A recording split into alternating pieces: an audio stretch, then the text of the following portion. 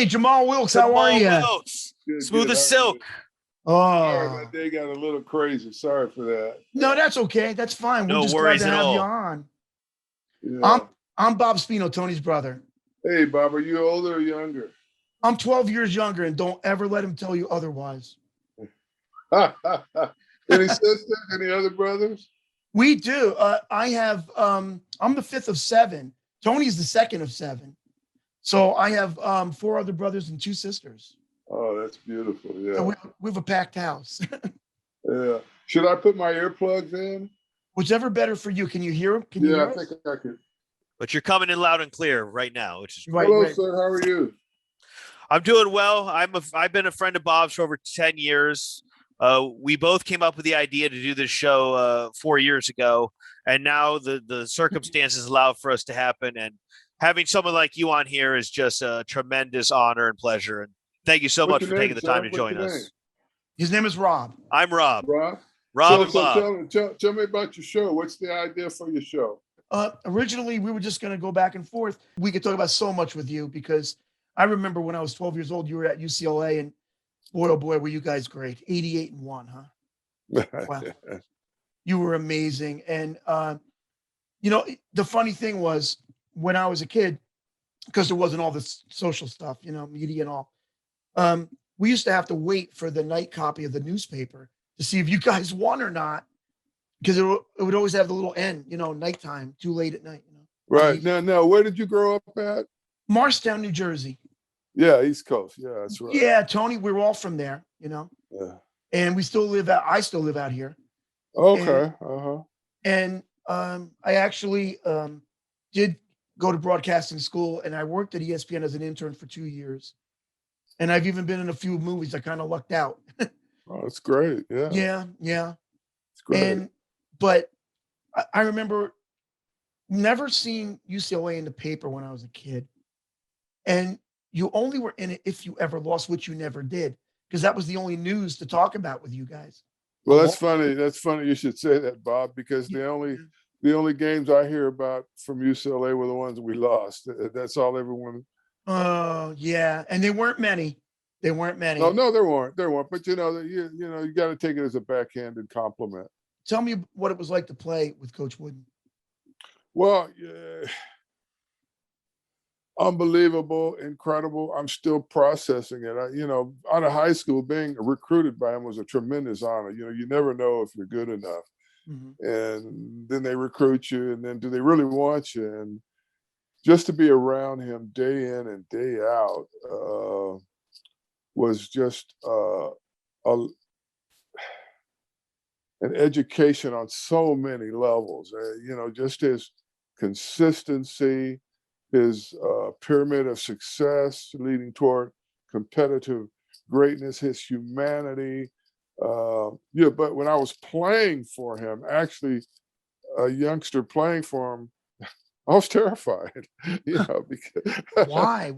Well, because everyone wanted to be there. I mean, every mother wanted to give her right arm to be there. And, it was extremely competitive. And as good as you think you are and as confident as you think you are, there's always that little doubt, as whether or not you're good enough. But he was an icon. He was so much more than a great basketball coach, which he was, as you know. I do know. Yeah, while I was there, he was just so much more than that. I'm still appreciating it. I'm still savoring it. I'm still learning from it. He said that you were his most favorite player of all. He gave you such a compliment. He goes, the most ideal player is a guy that's a great student, a great person, a great player. He goes, oh, just take Jamaal Wilkes, because that's it. I mean, that's him. Yeah, I'm still pinching myself about that. I'm honored to no end too. I accepted. We never talked about why he said it, but maybe because it was the truth.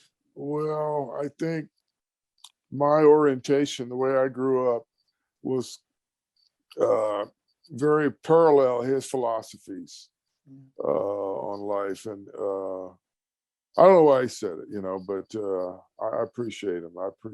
Yeah. Yeah. And you guys are 88-1. 88-4. We lost 4 games our senior year. Yeah. We lost to That's Notre right. Dame and Oh, South Bend. that was a killer. The killer, yeah. Yeah. Fortunately, we played them the next weekend, Bob. So You're we right. got to. You're sorry. You know what? And I was going to bring this up. I was going to bring this up with you because here I am. I'm in 8th grade, and I was in, the nuns taught me. I was in Catholic school, and all of a sudden they all became sports fans when Notre Dame beat you guys and ripped on me. And the next week you That's took them at funny. one. Oh, You lost one. It hurt me. Yeah. And a week later, you guys That's a beat them good by 20. story. You beat them by 20 out there, right? And I Oh, came in with a yeah. UCLA sweatshirt. My mother made me one. And the nun's like, oh, he's so bold and mean and proud. I go, you guys killed me the week before. That's That a was great story, Bob. that is a true story. But you did lose a couple more. You lost to NC State at the end.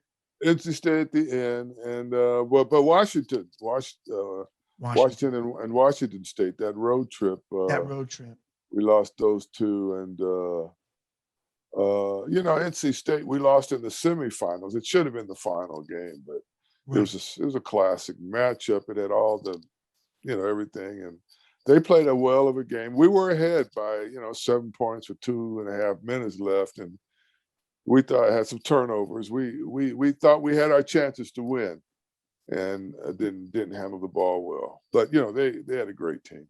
They did. It helped that the tournament was in North Carolina. Oh, absolutely, it helped. It was in Greensboro. Yeah, Yeah, it was in Greensboro. It helped. Yeah, a lot. Yeah, and earlier in the year you beat them pretty bad, right? Yeah, Didn't we you beat play them in 'em early St. in the year? Louis. Yeah, we beat them in St. Louis at a Right. neutral site, and Right. beat them pretty handily. David got in foul trouble that game, but yeah, they beat us pretty good. Well, they had, if you think back, they had 5 guys on that team turned pro. David Thompson, Yeah. Tommy Burleson, Monty Monty Tao, Tao, the 3-point guy.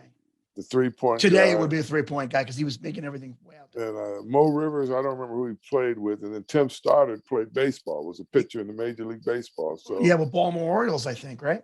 I believe so. Yeah. Yeah, Baltimore Orioles. Yeah. So they were very talented. I mean, you can't take anything away from them. No. Nobody was taking it away from them, but you guys were the machine. It's just that it didn't work out like we wanted to. That really. Well, Coach Wooden, to most people's amazement, Bob, he never made a big deal about a game. He never made a big deal about the winning streak. We got to win this. We got to win this. We got to win.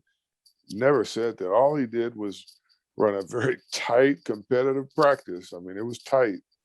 And all he asked us to do was, before the game, all they asked us was to be able to look in the mirror and know we did our best.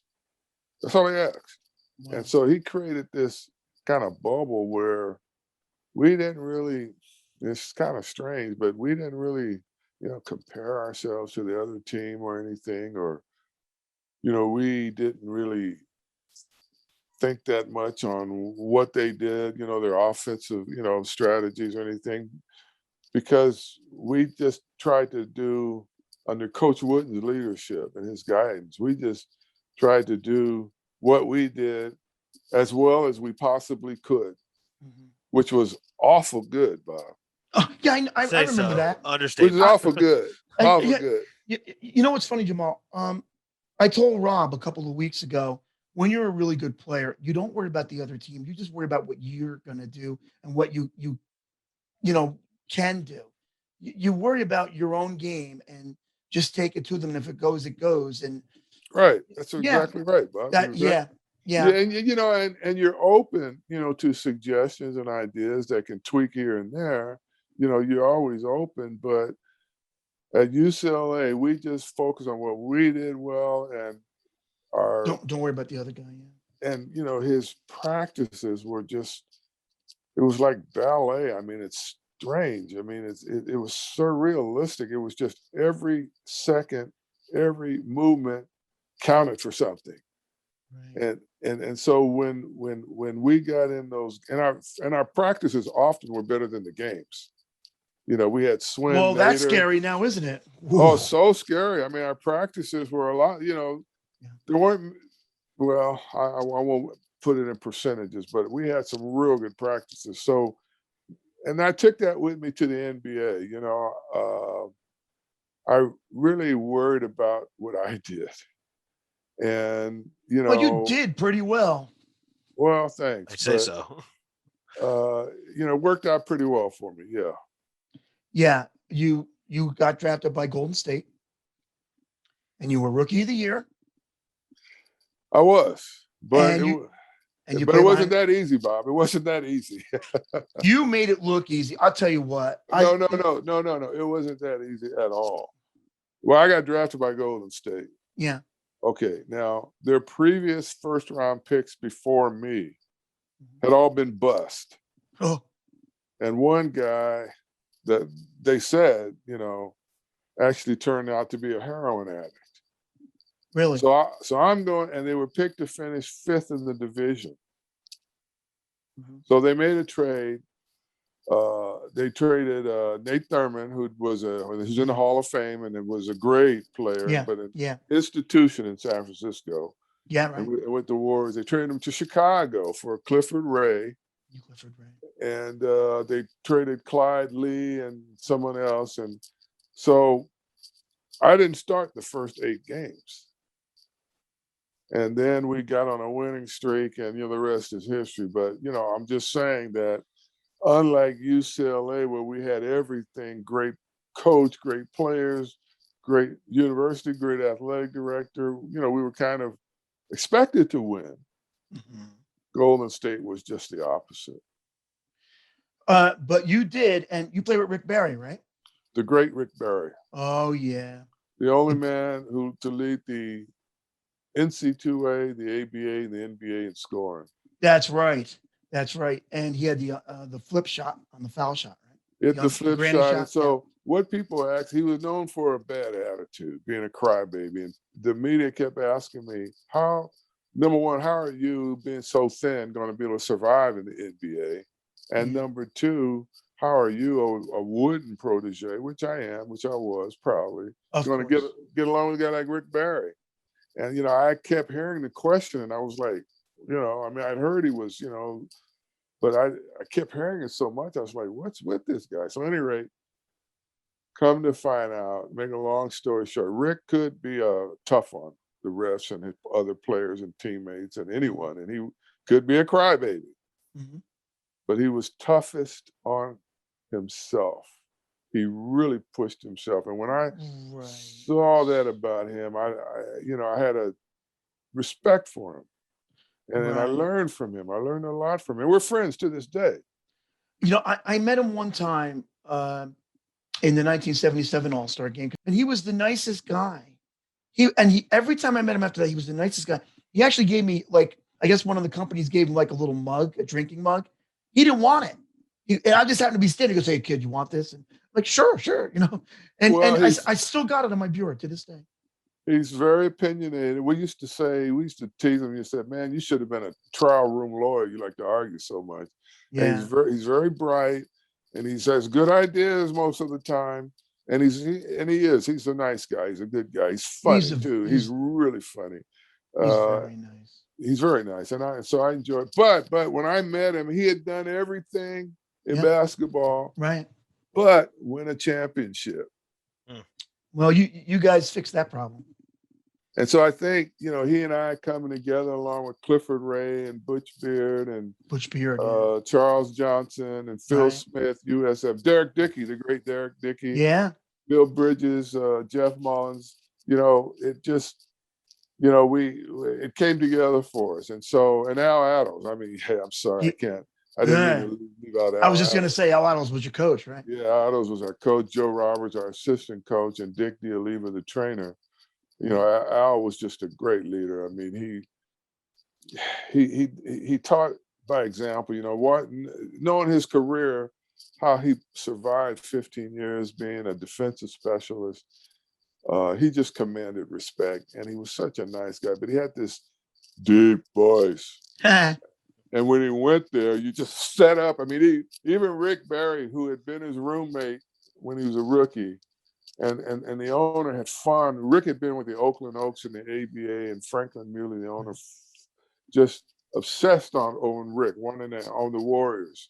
And so he finally got Rick, and even Rick tiptoed around Al Attles when he went to that deep voice. But Al was a great guy, great in the Hall of Fame, great family man, great husband, and all. But it came together for us. So my point, Bobby, was that yes, we won the championship. Yes, I was Rookie of the Year, but it wasn't that easy.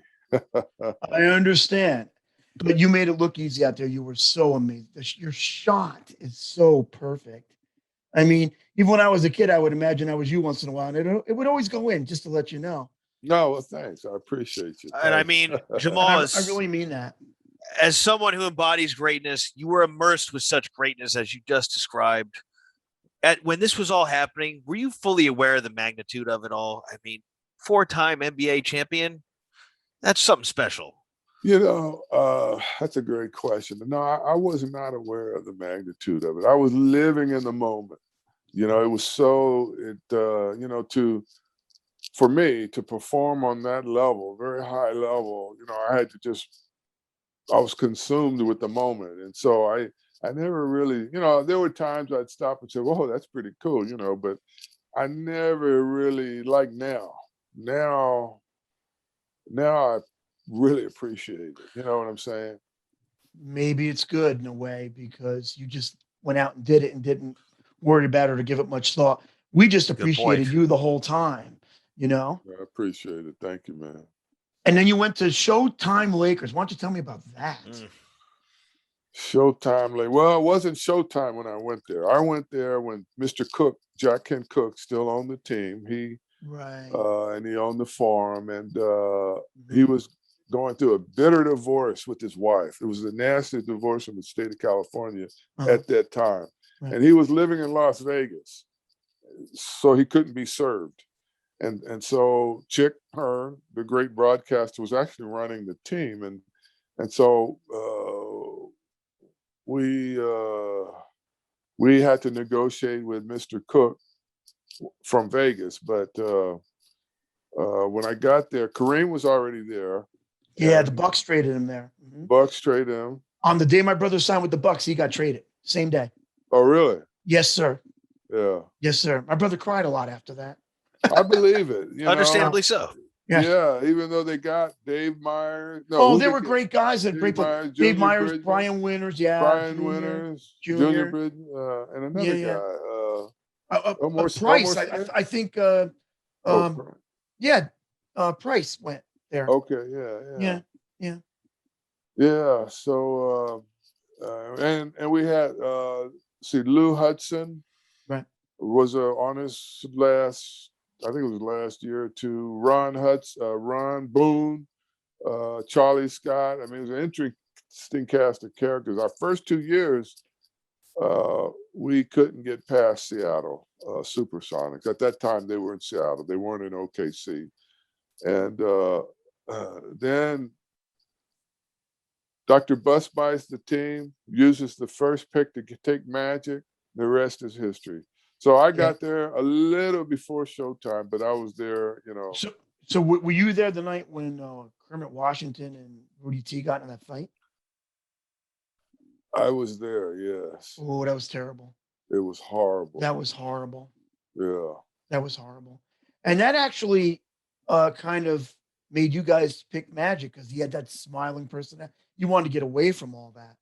That's what. Yeah, but Magic was very attractive. Winning that championship game and Michigan State, 6'9" point guard, which was really kind of unheard of. I mean, it's no big deal now, but it was kind of.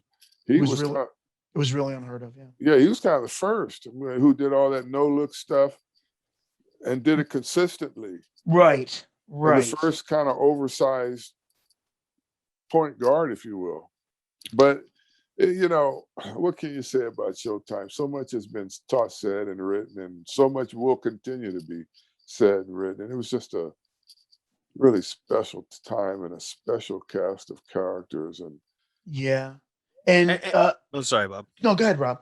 I was just going to ask you, Jamal, through all of your career as a collegiate and professional, what would you say was the apex moment, the absolute peak moment of it all? I can't say. I have 3 children and 4 grandchildren now. Congratulations. Thank you. And I love them all, but I love them differently. Yeah, I see what you're gonna say. Mm-hmm. You know what I'm saying? So Yeah. it's really I just feel so fortunate and privileged to not only have played on one championship, but multiple championships in 3 different scenarios. I mean, I can't pick an apex. Okay, perhaps the apex may have been getting inducted into the Hall of Fame, but it I was knew. Yeah, of all course, over and it was all behind me. And as Bobby was talking about earlier, I could kind of finally exhale and say, "Wow, yeah, that was quite a road." The first championship with the Lakers was the night when Magic had the 42, but somebody else had 37. Who was that guy again? Oh, that was Jamaal. Oh, well, me. Oh, this guy. yeah. That's it. That guy. Well, right that here. was a great Sports show. game too, because Yeah, we didn't have it was. Kareem that game. Kareem got hurt the game He got before, hurt. Right. and he sprained his ankle, and really bad sprain. And for him not to come on the trip and play was like he really hurt his ankle bad. And so we didn't know how he would be in Game 7, and so we were, when we first heard the news, we were like dreadful. Oh my God, no, don't. Then we get on the plane and we start kind of loosening up a bit, and we realize, hey, there's more shots for everyone. We can play faster, because that was always a thing. Oh, yeah. At that time, Kareem was the guy, but we always ran that ball up so fast. So before the defense set up, so we could get shots. And then once the defense set up, then you had to wait for Kareem and go inside, which was fine. But so we knew that we were going to have to really rebound the ball, which we did, and we were going to have to play defense. And I think we just played so fast that night, and we played well. We got contributions from Brad Holland. I think had 14 points. He hadn't played. Ex-UCLA. Ex-UCLA guy, hadn't played all season long. Right.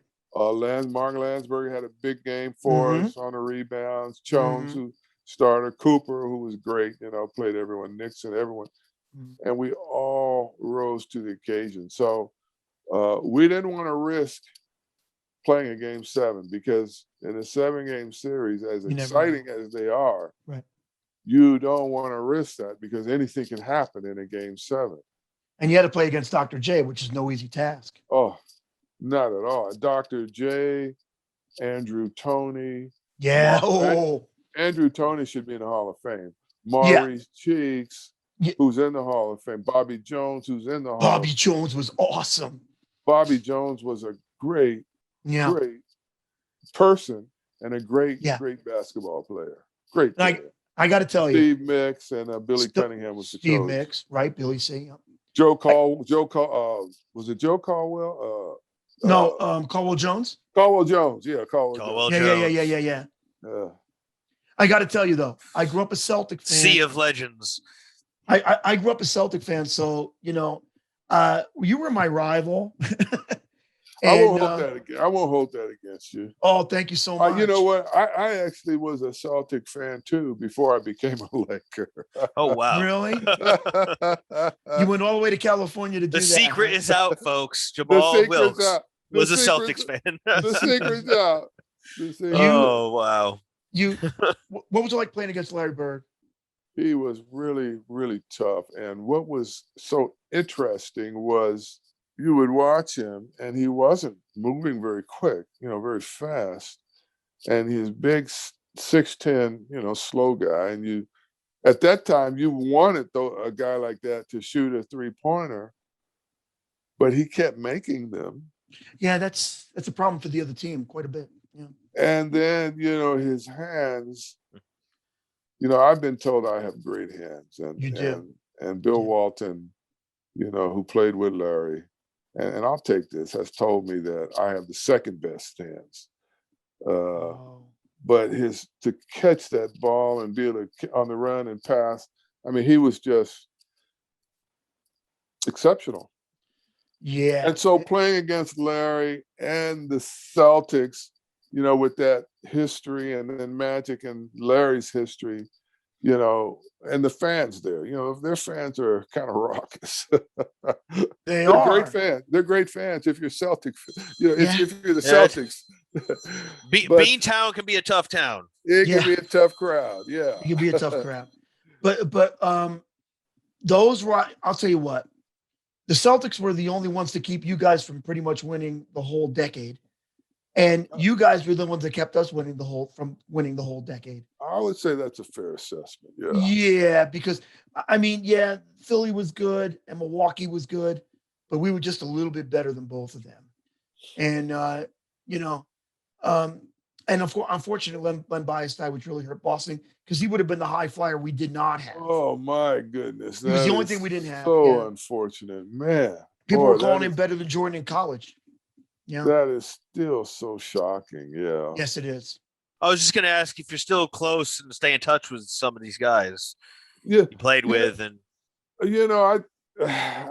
tend to run into a few guys here and there. I stay in touch with Walton, and I just saw Kareem and Barry, Rick Barry. I see him at events around the year, and then other guys, I just kind of see here and there. You know what I mean? But it's different now because I'm not in that business. I'm not living that life. I'm doing different things, so I'm kind of on a different track right now. But whenever I see them, the love comes back immediately. absolutely. Jamaal, thank you so much for joining us. All right. Stay Thank you. peaceful, Jamaal. Thank Okay, you. guys. You're welcome. Thank you. And thank you for coming on. You're welcome. Jamaal, smooth as silk Wilkes. He embodies greatness and was immersed with greatness. And so few can boast his accolades. So there you have it, folks. Another great interview. Stay tuned, like and subscribe, and that'll be all for now, Bob, with the Sports Show with Bob Spino signing off.